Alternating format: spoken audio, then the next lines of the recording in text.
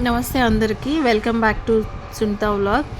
Today one of my favourite chutney వంకాయ and టమాటా చట్నీ. వంకాయలు ఇలా ఒక 4 తీసేసుకొని స్టవ్ మీద డైరెక్ట్గా ఫ్రై చేసుకోవాలి. అండ్ ఒక టమాటాని కూడా ఫ్రై చేయాలి. దాని తర్వాత అవి రెండింటి పీల్ తీసేసి పక్కన సపరేట్గా ఉంచుకోవాలి.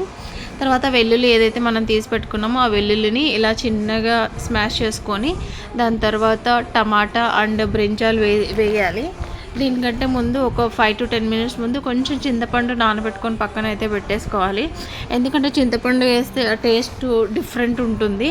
సో తర్వాత మనం తరిగి పెట్టుకున్న ఆనియన్ అయితే వేసేసుకోవాలి. ఆనియన్ వేసేసుకున్న తర్వాత చింతపండు ఇక్కడ పెట్టాం కదా, సో అలా కొంచెం వాటర్లో కొంచెం చింతపండు నానబెట్టేసుకోవాలి ముందే. తర్వాత కొంచెం కారం, కొంచెం ఉప్పు వేసేసుకొని దాన్ని మంచిగా స్మాష్ చేయాలి. దీనికి తాలింపు కూడా అవసరం లేదండి. వేడి అన్నంలోకి చాలా బాగుంటుంది.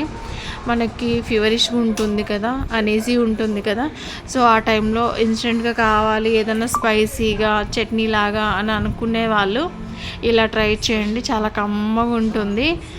మా రాయలసీమలో అయితే మేము ద బెస్ట్ చట్నీ అని చెప్తాం దీన్ని.